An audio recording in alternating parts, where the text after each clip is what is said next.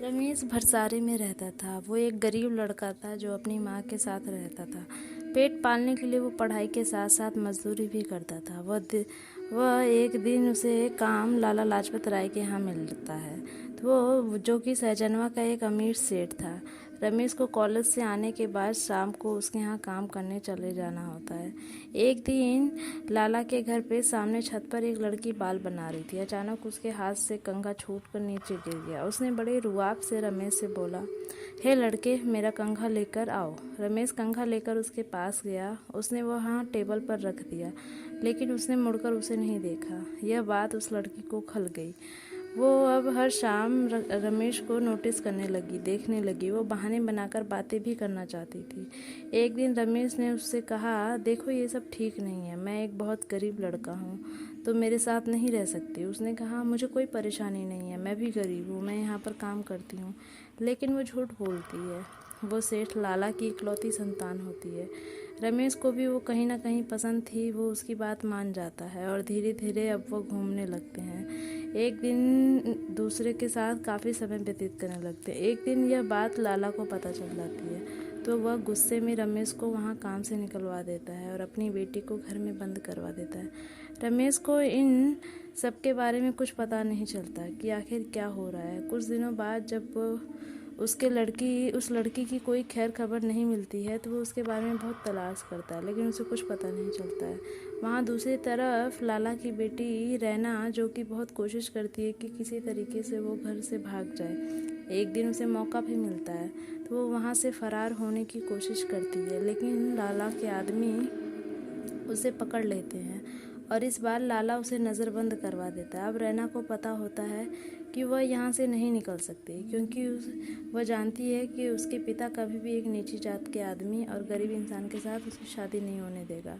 वह जानती है कि वह उसके बिना नहीं रह सकती। इसलिए अगली सुबह जब उसके पिता उसे खाना देने आते हैं, तो वह देखकर चौंक जाता है कि उसकी बेटी ज़मीन पर पड़ी हुई होती है। वह जब भागकर उसे उठाता है, तो वह यह पाता है कि उसकी बेटी मर चुकी थी, क्योंकि उसने रात में अपनी नस काट लेती है। उधर रमेश रैना को बहुत ढूंढता है, लेकिन उसे ढूंढ नहीं पाता है। लगभग 3-4 महीने बाद एक दिन रात को लगभग 2 बजे कोई दरवाज़ा खटखटाता है। रमेश की माता सो रही होती है, तो रमेश उठकर दरवाज़ा खोलता है। वो दरवाज़ा खोलते ही चौंक जाता है, क्योंकि उसके सामने रैना खड़ी थी।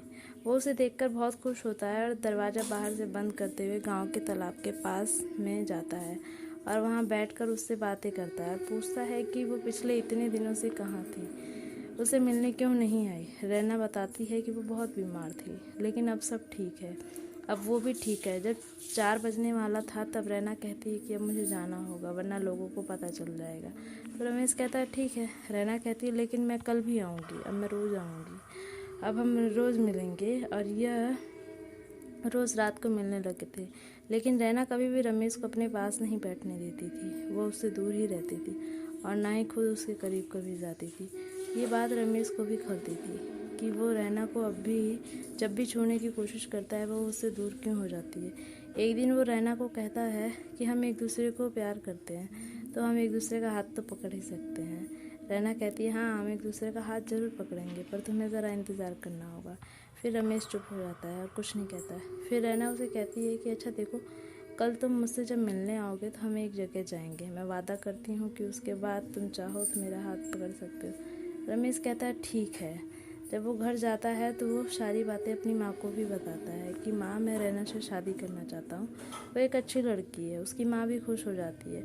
अगली रात को जब रमेश रैना के साथ एक पहाड़ी पर जाता है, वहाँ रैना उसे लेकर जाती है। वहाँ बहुत धुआं होता है, रमेश कुछ देख नहीं पाता है। रैना कहती है कि तुम आगे बढ़ते रहो, मेरा हाथ है, तुम पकड़ लेना मुझे। अगली सुबह रमेश की माँ उसे बहुत ढूंढती है, पर रमेश का कहीं कुछ पता नहीं चलता है। फिर ये खबर पुलिस को दे दी जाती है। पुलिस बहुत तलाशती है। फिर उसे रमेश एक पहाड़ी के नीचे मिलता है, जो कि मर चुका होता है। ये बात उसकी माँ सुनते ही बेहोश हो जाती है। फिर जब वो होश में आती है, तो वो अपने बेटे को ढूंढते हुए लाला के घर तक पहुंच जाती है और वहां जाकर पूछती है कि तुम्हारे घर जो काम कर रही थी, उसने मेरे बेटे को मारा है।